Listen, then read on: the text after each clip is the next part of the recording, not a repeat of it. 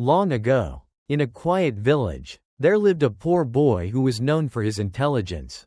From an early age, he loved to learn and showed an unusual brightness. Though his clothes were patched and his bare feet carried him to school every morning. Once he sat at the desk. His focus was sharp, and he learned far quicker than his peers. The village teacher often praised him as a gem hidden in stone. A child whose future would surely shine if given the chance. Yet, this intelligence was both a blessing and a curse. It brought pride to the villagers but became a thorn in the side of the village head's son. That boy, lazy and arrogant, never studied well, relying only on his father's position. Hearing constant praise for the poor boy filled him with resentment. His father, the village head, was no different, too proud to accept that a peasant's son could outshine his own. Thus, both father and son quietly bore hatred toward the boy. At home, life grew harder each day. His mother had passed away early, leaving all burdens on his frail father. The man had an old illness. And now, with heavy taxes forced upon them, he worked himself into exhaustion. Nights of worry and days of toil only worsened his sickness.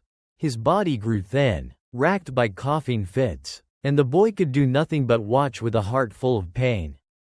He wished he had money for medicine, yet he was too young to earn, too small to bear the weight of survival.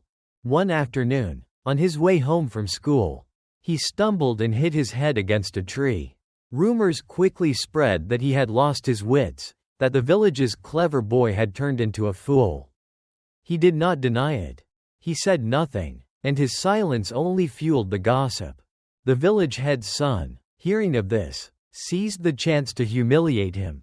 Before a crowd, he held out a silver coin and a gold coin, sneering, "Tell me, which one is worth more?" The villagers held their breath. Everyone knew the answer. But to their astonishment, the boy reached for the silver coin. Laughter erupted. Children shouted, "He really is a fool." The village head's son grinned in triumph.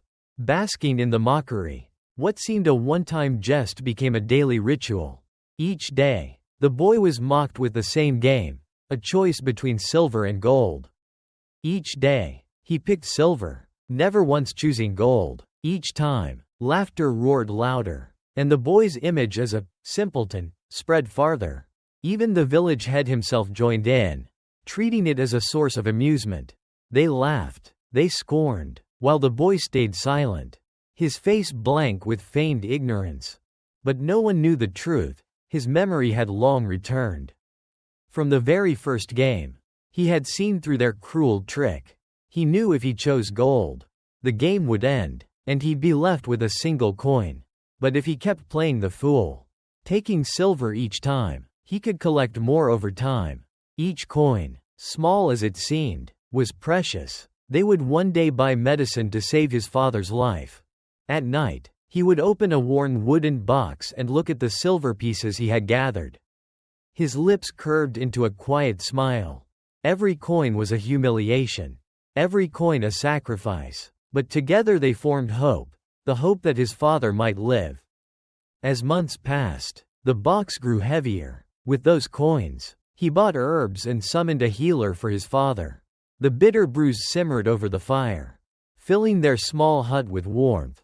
Meals were still simple, but there was strength returning to their lives. Slowly, his father's breathing eased. His eyes regained their brightness.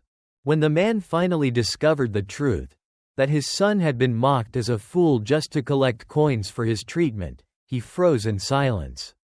Tears welled and slid down his weathered face. They were not tears of sorrow, but of pride. To the world, his son was a laughingstock. But to him, the boy was wiser than all.